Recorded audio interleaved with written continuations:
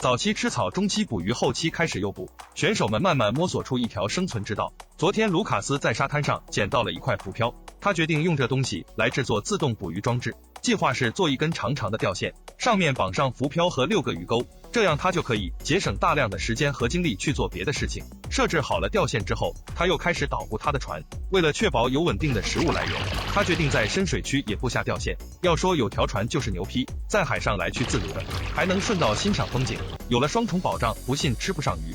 昨晚山姆梦见跟老婆一起吃烤鸭，结果肉刚送到嘴边就被老鼠给闹醒了。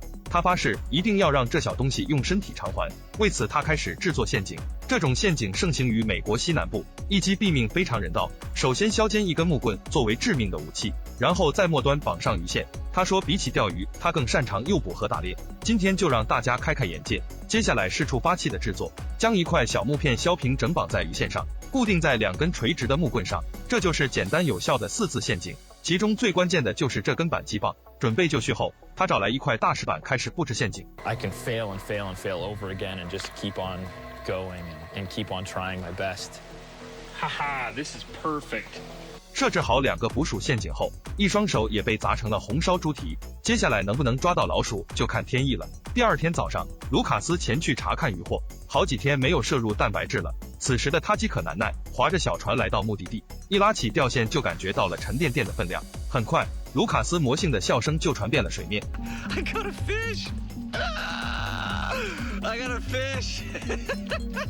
看着久违的蛋白质，卢卡斯有些得意忘形。凑近一看，发现鱼钩只是恰好勾住了鱼鳃，这运气也太好了吧！感谢完大自然的馈赠，他就急不可耐地在岸边开火了。鱼还没熟，他就舔了20遍手指头。煮熟后更是一顿狼吞虎咽，吃得忘乎所以。接下来去看看山姆的捕鼠陷阱战况如何吧。第1个陷阱原封不动，第2个已经被触发了，但掀起石板却发现一根毛都没抓住。他怀疑是机关有问题，用自己的手试了又试，结果就是成功把自己砸得龇牙咧嘴。既然陷阱没问题，为什么抓不住老鼠呢？抬头问苍天，苍天淋他一身雨，气得他直接把机关砸了。随着天气渐渐变冷了，获取食物也越来越困难了。山姆没有放弃他的捕鼠陷阱，每天都坚持去查看一遍。皇天不负苦心人，今天终于有了收获。5, 4, 3, 2, 1. Mousy feast coming right up. 饿了好几天的他，急不可耐地揪去了老鼠的外衣，手脚麻利地收拾好之后，一锅油炸老鼠就安排上了。锅里噼里啪啦的响声让他精神为之一振，连手都来不及洗就直接吃上了。吃到嘴里的那一刻更是说不出的满足，每一根骨头都缩得干干净净。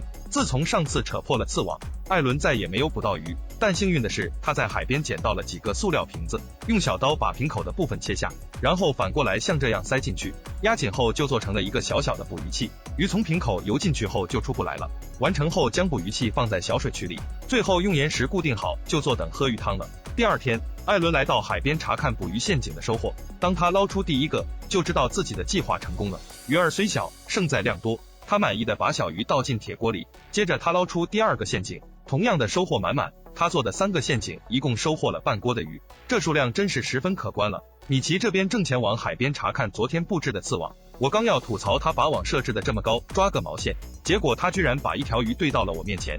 我赶紧改口夸他这运气也是没谁了，他又说这鱼已经烂了不能吃。命运就是如此弄人，不得不说艾伦的捕鱼陷阱是真管用。今天又是收获满满的一天，他寻思着既然这玩意这么管用，何不做一个大的试试。说干就干，他开始收集韧性极佳的树枝，将枝叶剔除干净之后，他开始编织鱼笼了。首先做出一个圆圈，然后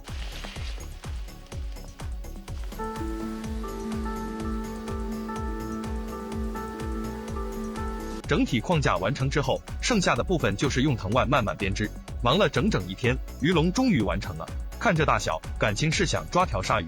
我只想劝他一句，别太贪心，小心翻车。他扛着巨型鱼笼来到了海边，找了个合适的位置放下就离开了。第2天，他信心满满前去查看收获。不用猜，肯定没有收获呀。把鱼笼搁这个位置是打算等于自己跳进去。艾伦叹口气，端着空锅回家了。肚子饿久了，看啥都特别好吃。自从尝过了油炸老鼠的美味，山姆又设置了好几个捕鼠陷阱，但今天似乎运气不佳，接连2个都毫无收获。他坚信第3个陷阱一定会有惊喜。果然又收获了一张薄薄的薯片，他喜滋滋的拿回家做成了烤串，虽然分量很小，但味道是真香。真想给老婆也尝一尝。相比之下，米奇这边就有点悲催了，他已经好几天都没有收获了，感觉自己就快凉凉了。这个一开始赢在起跑线的男人，如今竟陷入了困境，大家还看好他吗？转眼时间来到第32天，为了获得更多的资源，卢卡斯决定搬到海边去居住。说完他就开始拆家，搭建的时候很辛苦，拆的时候3两下就以为了平地，但搬运将是一个巨大的工程。他在海边找到一片平地，然后把东西一一扛了过去。为了避免高空落物，他又爬上了一棵大树，将多余的枝叶都去除，这样新的营地就清理完毕了。接下来就是重新搭建一个庇护所，首先把木棍的一端削尖，接着用斧头的另一端钉进土里。干了一天的体力活，卢卡斯觉得有点吃不消了。到了晚上，他还没有搭建好庇护所，只能守着火堆，躲在睡袋里凑合一晚。但由于天气太冷了，一直不敢入睡。失眠的夜晚，他开始想念妈妈。